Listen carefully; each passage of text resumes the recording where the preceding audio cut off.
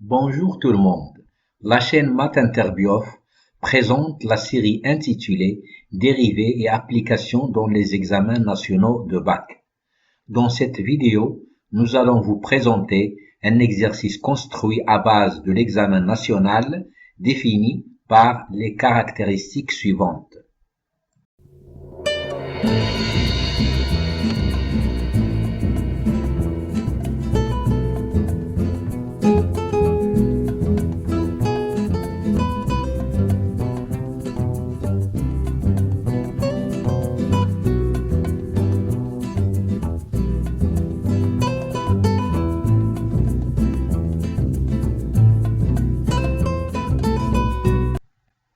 Dans cet exercice, on a posé toutes les questions intéressantes concernant les dérivés et leur application et interprétation géométrique en se basant sur la fonction du problème d'analyse du bac précédemment évoqué.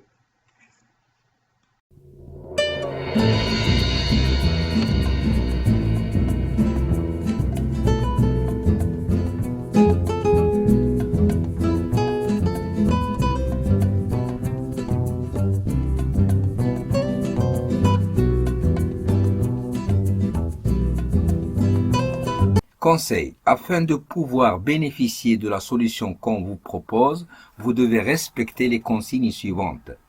Après la lecture de chacune des questions de l'exercice, appuyez sur pause, essayez de répondre à la question, puis seulement après avoir bien cherché, regardez la suite de la vidéo.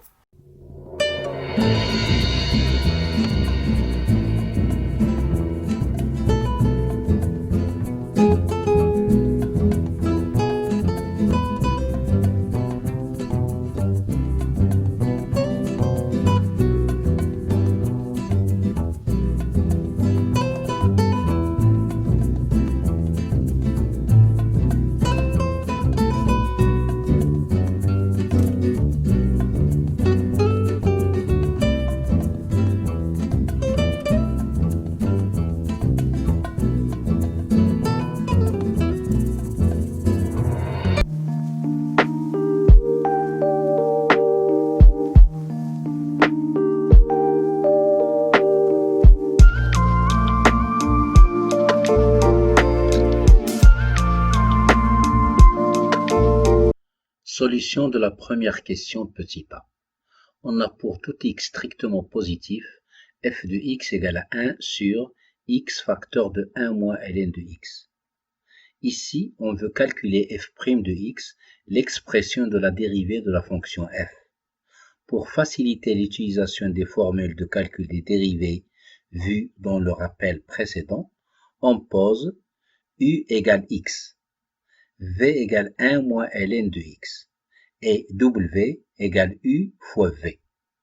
D'où f de x s'écrit 1 sur w, ce qui fait f' de x égale moins w' sur w carré. Or, u' égale à 1, et v' est égal à moins 1 sur x, d'où w' est égal u' v plus v' ou 1 moins ln de x moins 1 sur x fois x, ou encore moins ln de x. D'où enfin f' de x égale ln de x sur x carré multiplié par 1 moins ln de x au carré.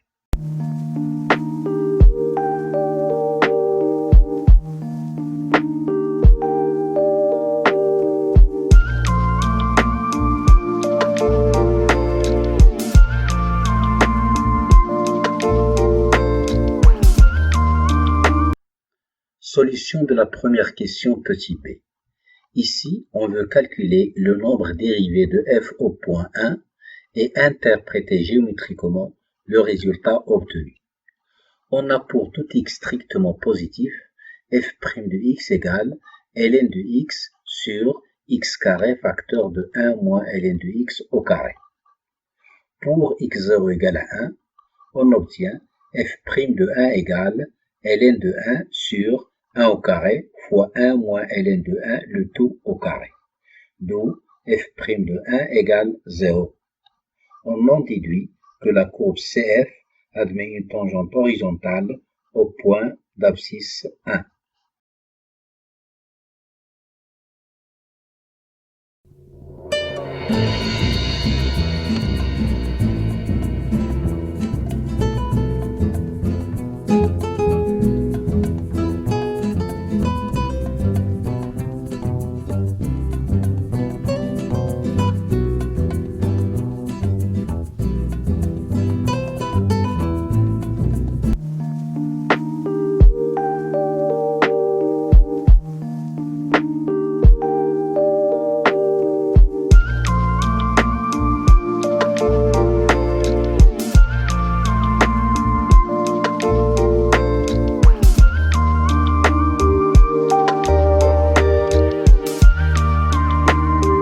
Solution de la deuxième question. Ici, on veut étudier les variations de la fonction f. On a pour tout x réel de l'intervalle i, f' de x égale ln de x sur x carré multiplié par 1 moins ln de x au carré. Or, pour tout x réel de l'intervalle i, on a x carré facteur de 1 moins ln de x au carré est strictement positif. D'où f' de x est de même signe que ln de x dont le signe est connu. Donc, la fonction f est décroissante strictement sur l'intervalle 0,1 et strictement croissante sur chacun des intervalles 1e et e plus l'infini. D'où le tableau de variation de la fonction f. Dressons le tableau de variation de la fonction f. L'expression de f de x contient ln de x, donc x doit appartenir à l'intervalle 0 plus infini. D'autre part, le dénominateur de f de x contient le facteur 1 moins ln de x, qui s'annule au point E. Le domaine de définition de f est donc la réunion de deux intervalles ouverts 0e et e plus l'infini. D'autre part, f' de x est de même signe que ln de x, et on sait que ln de x s'annule au point 1, négatif sur l'intervalle ouvert 0,1 et positif sur l'intervalle ouvert 1 plus l'infini.